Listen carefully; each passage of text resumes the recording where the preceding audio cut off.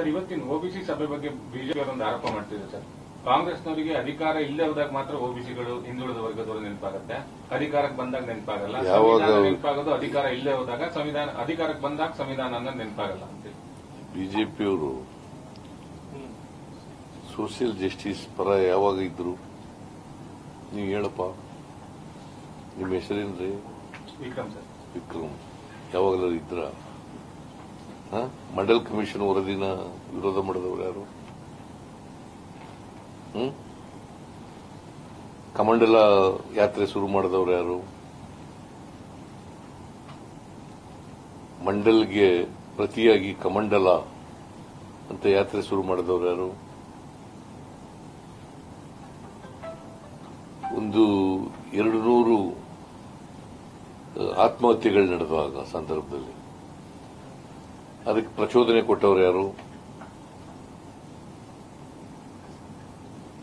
Higher learning institution reservation ತಂದಾಗ 93ನಲ್ಲಿ ಅದಕ್ಕೆ ವಿರೋಧ ಮಾಡಿದವರು ಯಾರು?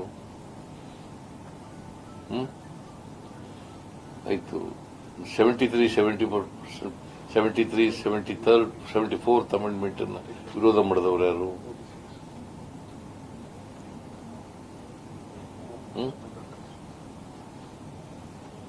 ಯಾವಾಗ ಬಿಜೆಪಿ ಯಾವಾಗ ಸಂವಿಧಾನ ಇದೆಯಲ್ಲ, ಸಂವಿಧಾನನ ಯಾವಾಗ ಗೌರವಿಸಿದ್ದಾರೆ?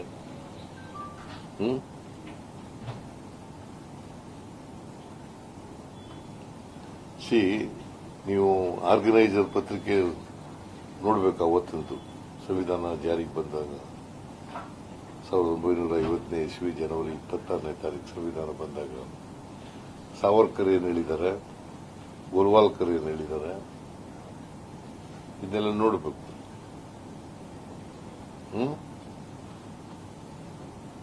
ಆಮೇಲೆ ಬಿಜೆಪಿಯವರು ಇದ್ದಾರಲ್ಲ, ಬರೀ ಸುಳ್ಳೇ ಹೇಳೋದು.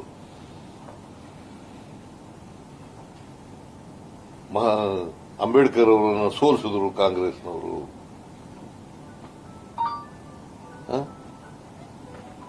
ಅಂಬೇಡ್ಕರ್ ಅವರೇ ಅವ್ರ ಸ್ನೇಹಿತರಿಗೆ ಪತ್ರ ಬರೆದಿದ್ದಾರೆ. ಆ ಪತ್ರದಲ್ಲಿ ಉಲ್ಲೇಖ ಮಾಡಿದ್ದಾರೆ. ಏನಂತ ಉಲ್ಲೇಖ ಮಾಡಿದ್ದಾರೆ ಅಂತಂದ್ರೆ, ನಾನು ಸೋಲಿಸಿದವರು ಸಾವರ್ಕರ್, ಹಿಂದೂ ಮಹಾಸಭಾದ ಅಧ್ಯಕ್ಷ, ಮತ್ತೆ ರಂಗಾ ಕಮ್ಯುನಿಸ್ಟ್ ಪಾರ್ಟಿಯವರು ಅಂತ ಅಂಬೇಡ್ಕರ್ ಅವರೇ ಪತ್ರ ಬರೆದಿದ್ದಾರೆ. ಸಚ್ ಬೀಯಿಂಗ್ ದಿ ಕೇಸ್, ಸತ್ಯವಾಗಿ ಹೇಳಿದ್ದಾರೆ ಬಿಜೆಪಿಯವರು. ಸರ್, ಇವತ್ತಿನ ಓಬಿಸಿ ಸಭೆ ಬಗ್ಗೆ ಬಿಜೆಪಿ ಅವರೊಂದು ಆರೋಪ ಮಾಡ್ತಿದೆ ಸರ್. ಕಾಂಗ್ರೆಸ್ನವರಿಗೆ ಅಧಿಕಾರ ಇಲ್ಲದೆ ಹೋದಾಗ ಮಾತ್ರ ಓಬಿಸಿಗಳು ಹಿಂದುಳಿದ ವರ್ಗದವರು ನೆನಪಾಗುತ್ತೆ, ಅಧಿಕಾರಕ್ಕೆ ಬಂದಾಗ ನೆನಪಾಗಲ್ಲ. ನೆನಪಾಗೋದು ಅಧಿಕಾರ ಇಲ್ಲದೆ ಹೋದಾಗ, ಅಧಿಕಾರಕ್ಕೆ ಬಂದಾಗ ಸಂವಿಧಾನ ಅನ್ನೋದು ನೆನಪಾಗಲ್ಲ ಅಂತ. ಬಿಜೆಪಿಯವರು ಸೋಷಿಯಲ್ ಜಸ್ಟಿಸ್ ಪರ ಯಾವಾಗ ಇದ್ರು? ನೀವು ಹೇಳಪ್ಪ, ನಿಮ್ಮ ಹೆಸರೇನ್ರಿ? ವಿಕ್ರಮ್ ಸರ್. ವಿಕ್ರಮ್ ಯಾವಾಗಲೂ ಇದ್ರ? ಮಂಡಲ್ ಕಮಿಷನ್ ವರದಿನ ವಿರೋಧ ಮಾಡಿದವರು ಯಾರು? ಕಮಂಡಲ ಯಾತ್ರೆ ಶುರು ಮಾಡಿದವರು ಯಾರು? ಮಂಡಲ್ಗೆ ಪ್ರತಿಯಾಗಿ ಕಮಂಡಲ ಅಂತ ಯಾತ್ರೆ ಶುರು ಮಾಡಿದವರು ಯಾರು? ಒಂದು 200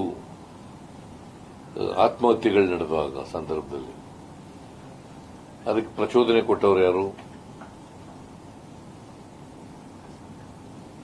ಹೈಯರ್ ಲರ್ನಿಂಗ್ ಇನ್ಸ್ಟಿಟ್ಯೂಷನ್ ರಿಸರ್ವೇಷನ್ ತಂದಾಗ 93ನಲ್ಲಿ ಅದಕ್ಕೆ ವಿರೋಧ ಮಾಡಿದವರು ಯಾರು?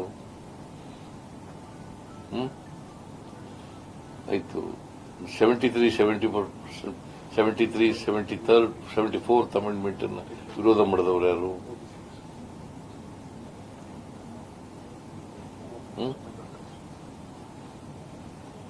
ಯಾವಾಗ ಬಿಜೆಪಿ ಯಾವಾಗ ಸಂವಿಧಾನ ಇದೆಯಲ್ಲ, ಸಂವಿಧಾನನ ಯಾವಾಗ ಗೌರವಿಸಿದ್ದಾರೆ?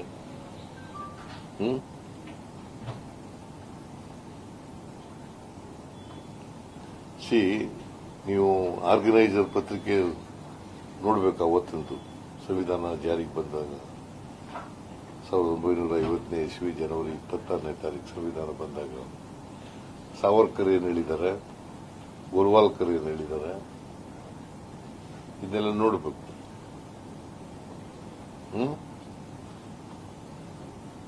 ಆಮೇಲೆ ಬಿಜೆಪಿಯವರು ಇದ್ದಾರಲ್ಲ ಬರೀ ಸುಳ್ಳೇ ಹೇಳೋದು.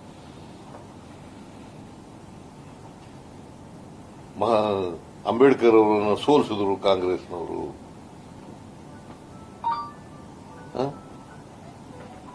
ಅಂಬೇಡ್ಕರ್ ಅವರೇ ಅವ್ರ ಸ್ನೇಹಿತರಿಗೆ ಪತ್ರ ಬರೆದಿದ್ದಾರೆ. ಆ ಪತ್ರದಲ್ಲಿ ಉಲ್ಲೇಖ ಮಾಡಿದ್ದಾರೆ. ಏನಂತ ಉಲ್ಲೇಖ ಮಾಡಿದ್ದಾರೆ ಅಂತಂದ್ರೆ, ನಾನು ಸೋಲಿಸಿದವರು ಸಾವರ್ಕರ್, ಹಿಂದೂ ಮಹಾಸಭಾದ ಅಧ್ಯಕ್ಷ, ಮತ್ತೆ ರಂಗಾ ಕಮ್ಯುನಿಸ್ಟ್ ಪಾರ್ಟಿಯವರು ಅಂತ ಅಂಬೇಡ್ಕರ್ ಅವರೇ ಪತ್ರ ಬರೆದಿದ್ದಾರೆ. ಸಚ್ ಬೀಯಿಂಗ್ ದಿ ಕೇಸ್, ಸತ್ಯವಾಗಿ ಹೇಳಿದ್ದಾರೆ ಬಿಜೆಪಿಯವರು.